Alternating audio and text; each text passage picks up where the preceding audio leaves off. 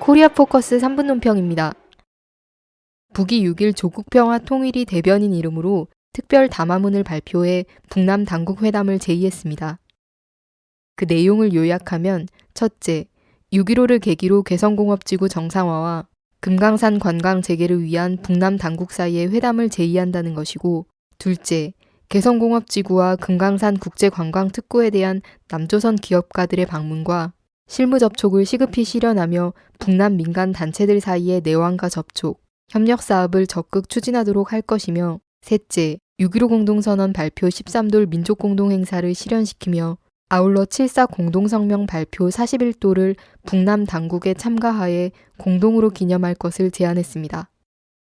한편 남은 이날 통일부 류길재 장관의 긴급 브리핑에서 개성공단, 금강산 관광, 이산가족 문제 등 남북 간 현안을 해결하기 위한 남북 장관급 회담을 12일 서울에서 개최할 것을 제의한다고 화답했습니다.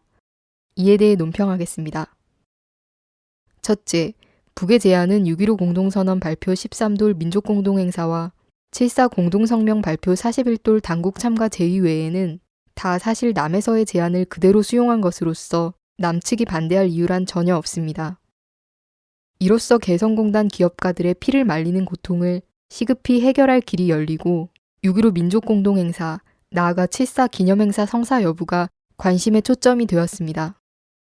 둘째, 다만 남북 간의 또다시 군사적 대치 상태가 이어지고 금강산 관광과 개성공단 사업이 중단되지 않으려면 보다 근본적인 문제, 곧 6.15 공동선언 14선언 이행의 담보 문제가 해결돼야 합니다.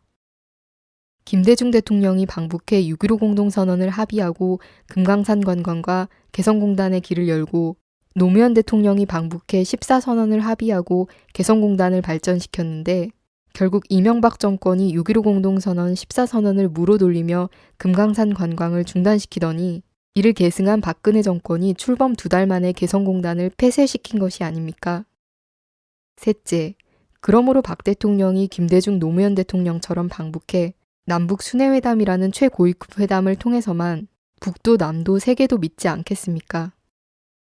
박 대통령 방북과 남북 순회회담이라는 의제를 가지고 하는 장관급 회담이라면 모를까 서울 남북 장관급 회담으로 적당히 봉합하려는 것은 문제의 성격도 옳게 파악하지 못한 것이며 당연히 그런 식으로는 일이 시원스럽게 이루어지지도 않을 것입니다. 넷째, 더불어 북미 간에도 불안정한 정전협정을 공고한 평화협정으로 대체하며 코리아 반도의 새로운 평화보장 체계를 수립할 때에만 남북 간의 평화번영의 사업들이 안정되게 전개될 수 있다는 것은 너무나 당연합니다.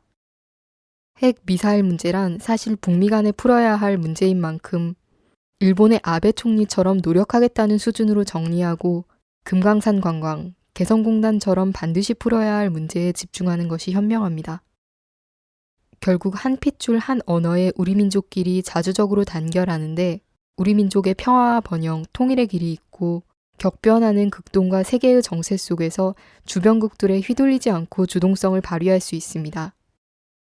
오늘 영원한 적도, 영원한 우방도 없다는 말처럼 언제든 변할 수 있고 자국의 이익을 최우선으로 삼는 외세를 추종하고 사대할 대신 민족과 공조하고 자주적으로 나아가야 할 것입니다.